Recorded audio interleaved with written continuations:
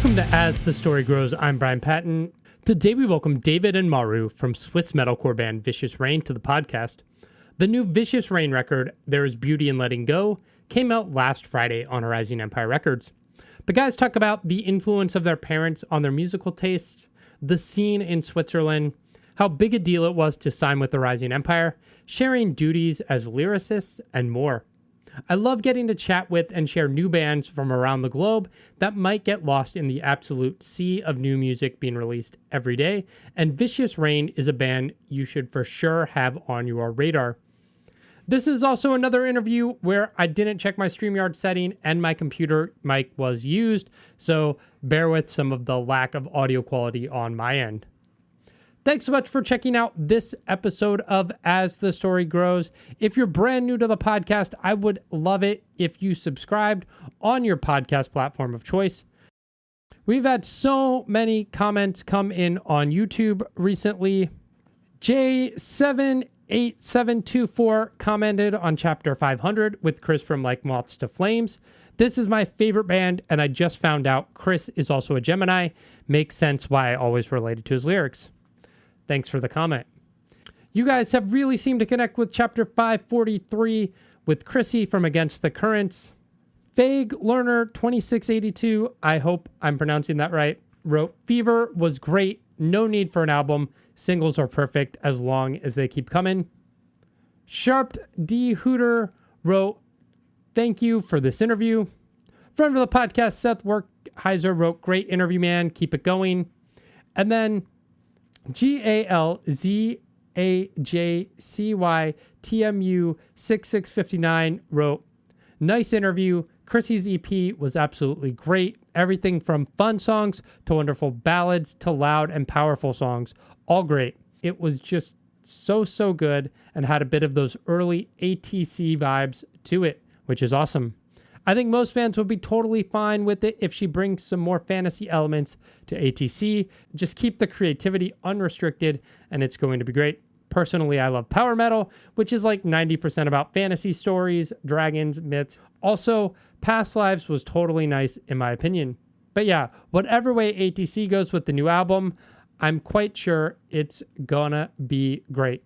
Thanks so much for all the comments. If you leave a comment over on YouTube or Spotify or Apple Podcast, I will read it on the show. So go ahead and leave a comment.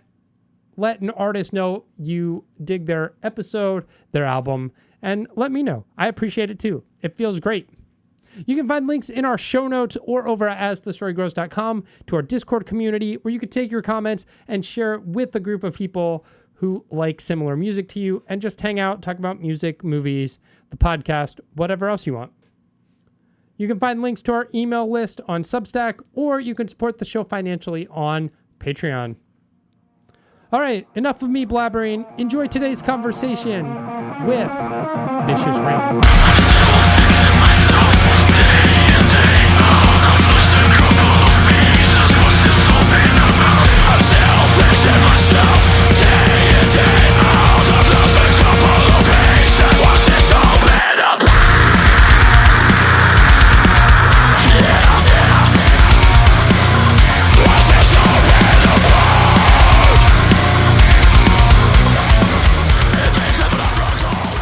All right. Perfect.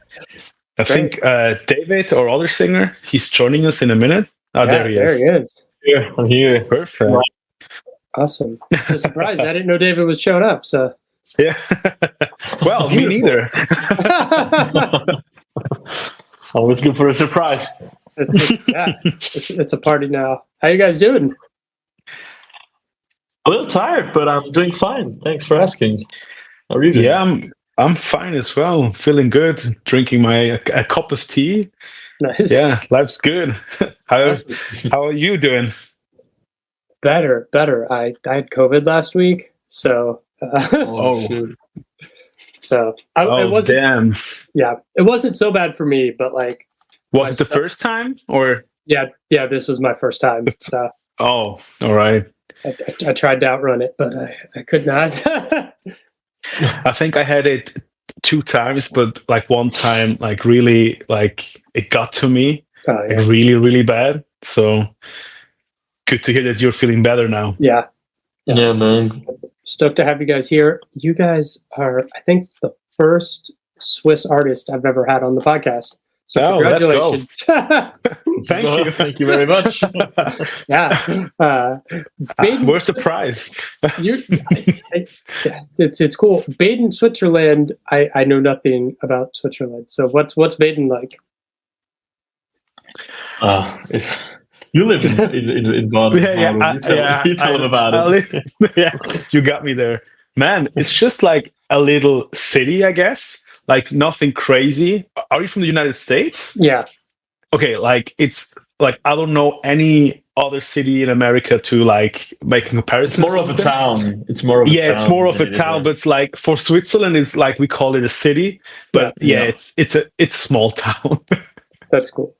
That's cool. Yeah, I don't remember where I was, if it was when I was in Japan or somewhere else, but I was like, it's kind of fucked that I'm always like, what American town or city does this remind me of? I'm like, that's kind of fucked up. We're new. Yeah. What do we remind the rest of the world by? Right. Yeah. What was growing up like for you guys? For me, it was very like I grew up in an even smaller like village, even like same. It didn't have anything, but I mean, the cool thing about Switzerland is that everything is so small and the distances are so little that you can get to any like major city or town, like in depending on where you live, but you can like. Especially us, where we're from, we can be in Zurich, which is like really like a bigger city here. You can get there in like 30 or 40 minutes. So yeah. Yeah, I think that's a good thing about living in Switzerland because it's so small. Like even if you live in a small like village or something, you can get to a proper city like in a few minutes, even without car. So yeah, and like Dave said, like me as well. I just grew up in an even smaller town, like a village. Sorry, like we didn't even have like 1,000 people there living. So Nice. It was very small. Yeah. Well, then, like, what got each of you into music? Oh man, like probably my parents. Like I was always surrounded by music. My dad he introduced me to all this kind of classic rock stuff, like Led Zeppelin, Rainbow, bands like that. And my mom, she's from Colombia, and she was always showing me the like all the Latin music, salsa and stuff. So, same. Yeah. And my mom was a little disappointed that I took my dad's direction there, but that's how it went. And then like growing up, you discover bands like that help you get through your like teenage angst, and stuff. And from then on, you like with the internet and everything, you just jump from band to band, and you get introduced to this whole scene and all these different soundscapes that these bands create, and you get hooked on different things and stuff. I think that sums it up for me. Mauro, what was it like for you? Man, like my mom is from Africa, so growing up, it was for me as well. Like a lot of Latin music, like reggaeton and stuff. Like that's what my mom used to listen to, or even like she listens to it as well right now. So, but like for me, it was like I think like it's a funny story, but I think anime intros and stuff, because like back in the days they used to be like more like rock and stuff. Yeah, and even like and what really got me to like wanted to make music or going to a heavy direction was like Sonic the Hedgehog. Because like growing up playing the game, it like every game had like its own intro song. and it was always like this punk rocky sound.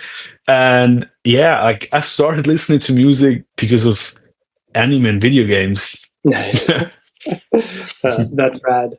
Are you guys of the generation where like Linkin Park was one of those bands that was super influential, or are you even younger than that, I guess? Yeah, I wouldn't like. I respect them for everything they've done, they've accomplished, and stuff.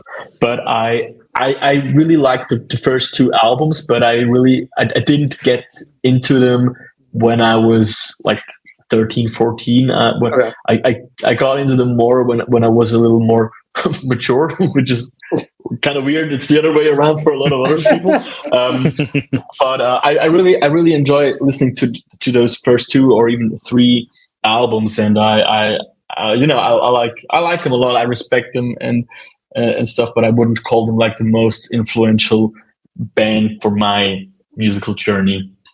Yeah, same here. Like I had a friend that was like very into Linkin Park back in the days, like really, really into them. But somehow I never like, I knew like the, In the End and stuff, like those couple songs. But just like mainly because of YouTube videos I watched, and like some people made music videos using anime videos and stuff, and they put like Linkin Park songs into them. But yeah, I wouldn't call them very influential for me neither. Okay. Yeah, there's like a generational line. By the time Linkin Park came around, I was well into hardcore and heavy metal, and like cool. Linkin Park did nothing for me. And then I know they were huge for a huge generation. But then I imagine there's younger people making music now where Linkin Park does not even enter the conversation. Their mind, right? It's like dead rock for them. Yeah. What? Linkin Park? Linkin Park is dad rock. That's a statement. I mean, it's been 20 years, and like in the 2000s, right. Like 20 years ago was 1980. Like yeah, for sure. What is the music scene like in Switzerland, whether it's in Zurich or some of the other big cities? Like, does it have a good music scene or metal scene? Yeah, I mean, since Switzerland is so small, I would call it just like a Swiss scene, because I mean, of course, you've got like sounds or like culturally the cultural vibes of the different cities, but like especially back in the day when there were more shows going on, like we've always traveled out like 1 or 2 hours, 3 hours to get to a local show. And everyone was everyone knew everyone. It was very, even though Switzerland is small and doesn't have that many people in the scene. There were since it was so small, it was very connected. And does that make sense? Yeah, I think you're summing it pretty much up. Yeah. Like I think we have a good like proper scene that listens to heavier music. And like Dave said, like if you're going to a show, even small or big, like the people, like doesn't matter which city you go to Switzerland to a concert, like everyone's there. They will always be like the same people. Because like it's so small. And I mean, it used to be there used to be a lot more shows going on back in the day. Like, you mean like more smaller shows, right? Yeah, smaller like shows, local shows. But but I feel like the demand for heavy music is still here, and like even when promoters set up new festivals and stuff, there's always people going. Like people still discover and enjoy bands, and people still get into this kind of music. So I would call it like. I mean, it's never the way it was, but in any place. But I say the scene is still alive and healthy. Nice. Let's talk about Vicious Rain. How did this band get started? That is a good question. Like the band started after my old band split apart. I was just trying or writing new stuff, and Dave had like we both played in like X amount of bands prior to Vicious Rain. So yeah, we knew we were all friends. We knew each other from like other bands and stuff. And Dave was someone that like we always joked about. Yes, one day we'll end up in a band, but it was like more in a joke, like jokingly way. It's just like yes, one day, yeah, one day we'll do a band. One day, yeah, but yeah, and yeah, and after like the Dave's band split apart, my band, and we were both like available. And after writing some demos, me and Dave got talking, and yeah, I think the rest is history. That we just like started making music together. We got the other boys in the band. Our drummer and our guitar player, they used to play in our old band together, and our bass player played in another band. It just happened, man, naturally.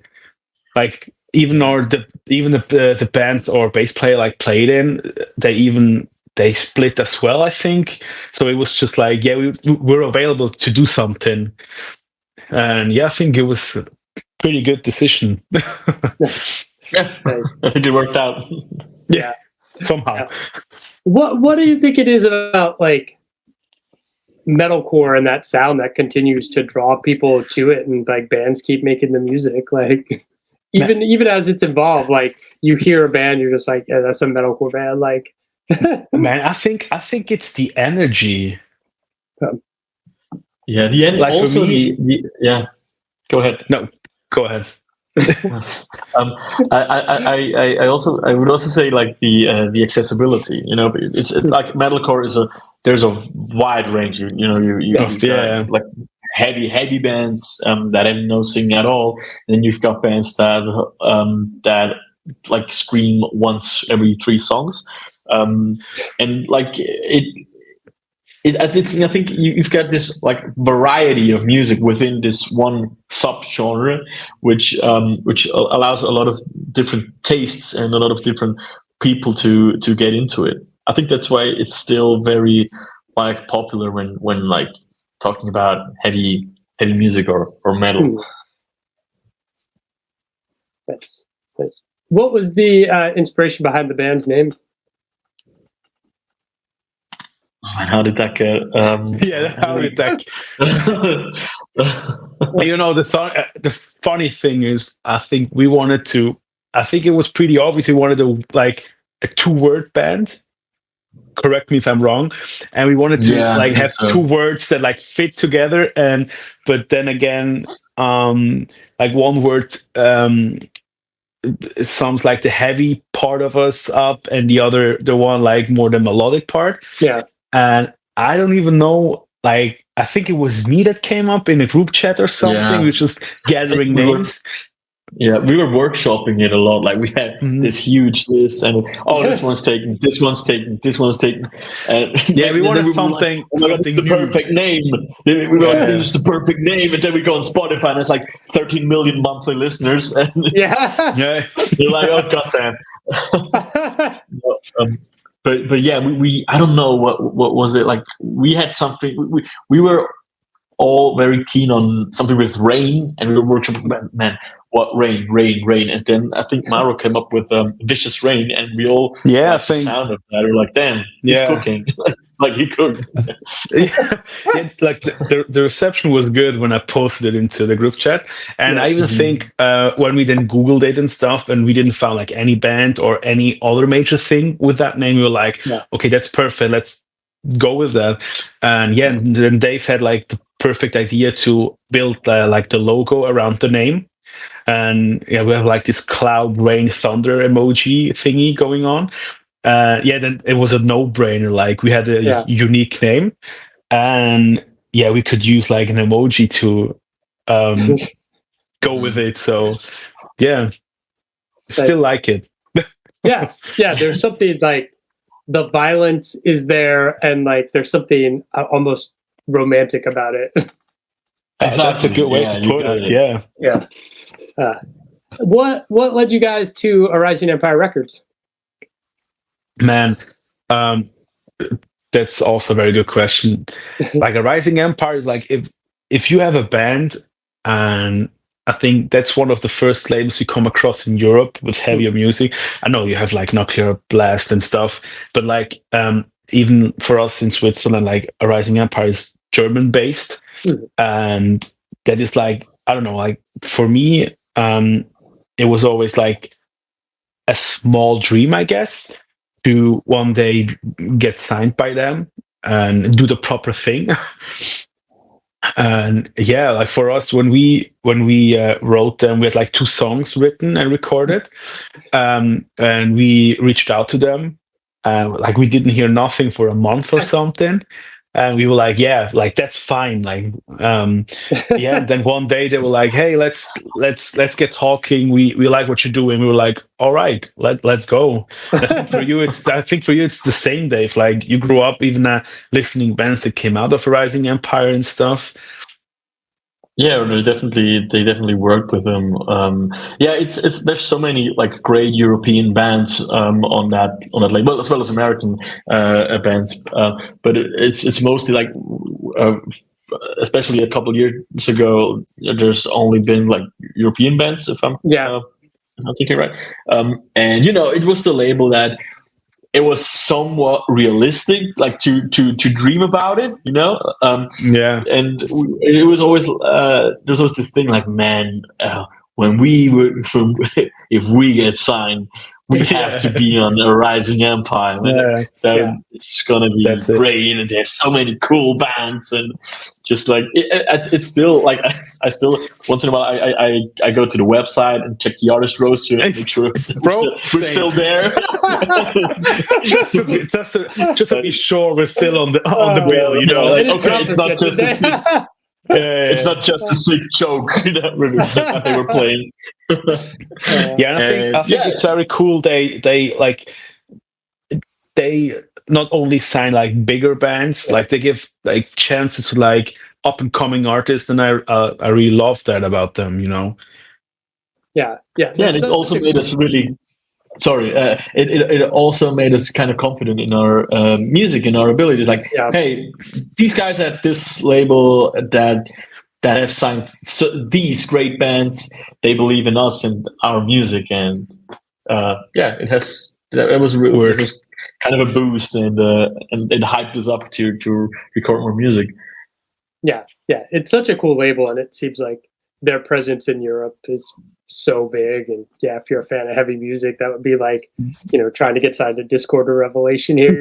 Like that's the fucking label, right? Like that's your victory or whatever. Yeah, exactly. Yeah.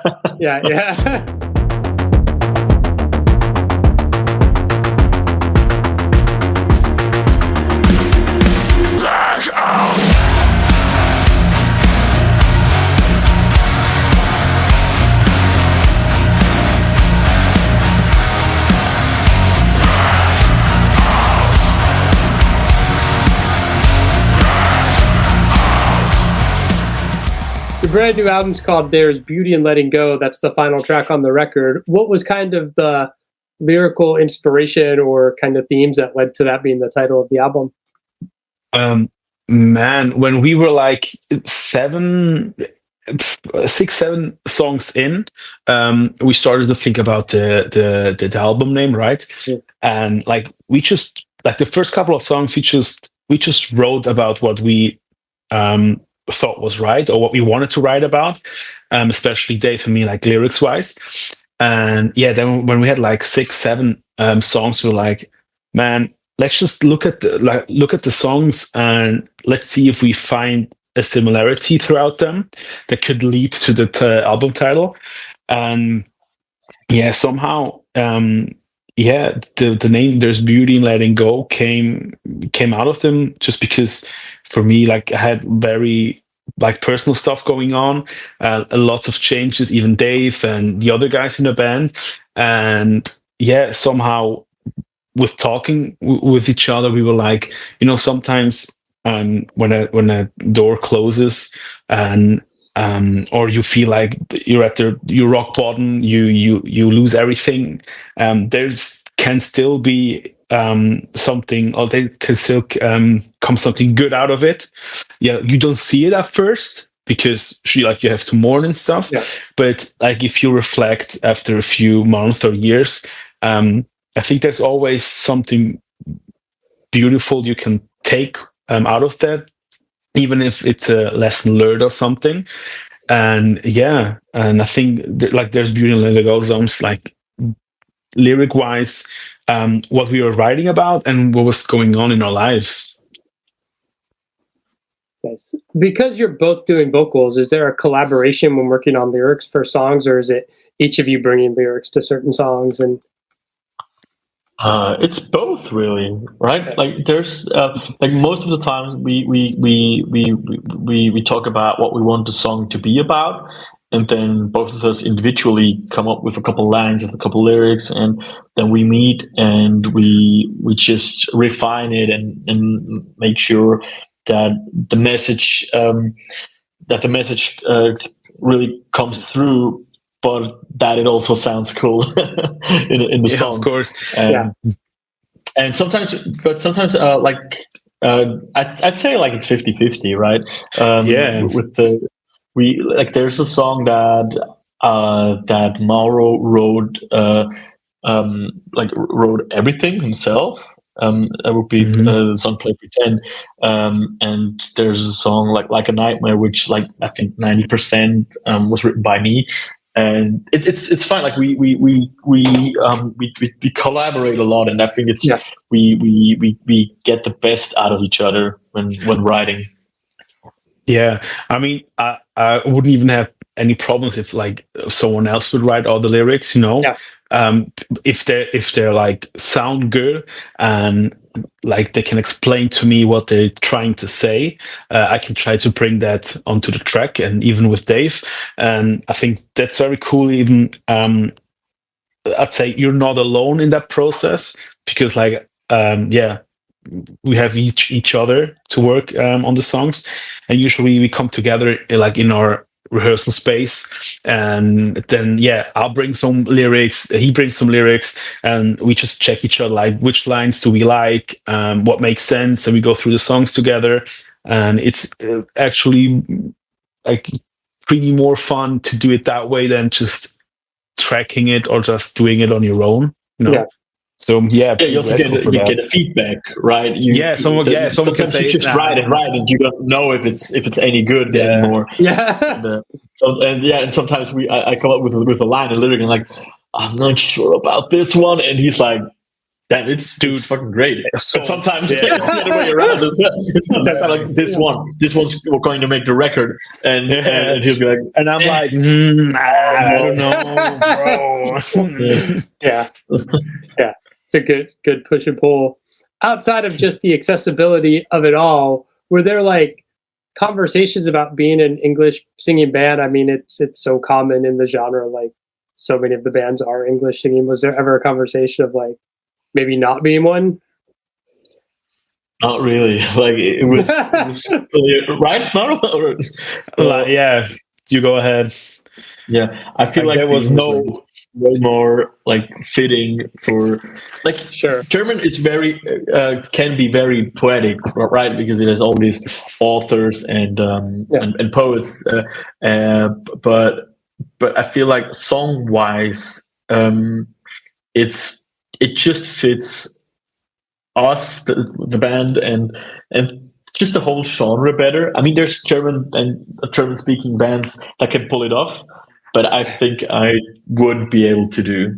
Or I wouldn't be able to do that. I even think it's still more accessible to like people all over the world if you like singing in English. You know, like, if you would start to speak like to sing in Swiss German or German, it's just like an amount of people that would like get to the music lyrically, you know. And I think we want people to like understand what we're trying to say. Yeah. So yeah, it was like not even a discussion, no brainer. Yeah. I think it's more realistic that we release a song in Spanish than, than in German. Yeah, it is. Since three of us speak Spanish, so Yeah. but I think even Spanish, I feel like it's more fitting for the genre. Yeah. It's I've talked to some of your French label mates, and they always say French is not a good language for metal. Singing metal, yeah. So it's always an interesting question, and people have different answers. So it is, yeah. Yeah. Like I wouldn't. What I would like to do maybe one day is maybe like a track where someone features in German or something, as like a part. But yeah, like then if when you listen to that track, all right, that's like a guest that is singing and he's from Germany or from whatnot. Yeah, that would be cool. Nice. Album's out October 11th. What's this year look like for you? Are you trying to build, just that fan base in Europe, whether it's going and touring in Germany, or like what's your plans for this year? We have a couple of shows lined up, like not too many. But for this year, it's just like promoting the album, get the word out there, get people to know us, our music, and us as bands. And I think by the end of the year, or even in the beginning of next year, like the plan would be to go out on the road and take these songs live, so people can experience awesome live shows and stuff. Yeah, but pretty much for this year, it's just like promoting the hell out of this record, man. Yeah, because the album, by the time it comes out, there are currently 7 songs out. There's going to be probably 8 or 9 in 2 weeks when the album drops. Like, is it a little anticlimactic once the whole thing is out, or are you still just like excited for people to take it in as a whole? Yeah, I'm definitely excited because it's like this chapter that we've been that we've been putting so much work into, and it's all gonna climax at the release show, and finally being able to play all the songs and having the people know the songs beforehand is different, and I'm excited for that, because up until now when we played live, there were always like 2, 3, 4, 5. Like right now it's 7 songs that are out. So right now this is the last single that we've released, so there won't be any more, because that would have been maybe a little over the top, right? Yeah. And I think it's beautiful. Even if we had like 9 singles or 8 singles with stuff, and there was just one new track, I think it's something beautiful if you have like something in your hands, even like a vinyl or a CD or something. Like, even, let's be honest, like no one like puts a CD and listens to it. Like the people I know, but I know a lot of people like vinyl collectors and stuff, and I listen to a vinyl lots of the time. So I think even if there's like 7, 8 songs out, I think there's a whole experience if you put the record in and you listen it front to back, because we had like discussion like which track goes where on the list. So yeah, I'm pretty stoked for people to hear it front to back. Yeah, it's also like I think it's I would just call it like a beginning instead of like an end, because yes, like we put so much like work into it so we could start getting out there, because like having one album out at least is like some people expect of a like a professional band. So I think releasing the album is really just kind of a way to start this band off properly. Like this is that everything up until now was kind of the prologue of the band, and like with releasing the album, it's There's Beauty in Letting Go era starting. Yeah, if you know what I'm trying to say. Yeah. That was beautiful, man. Just came up with it.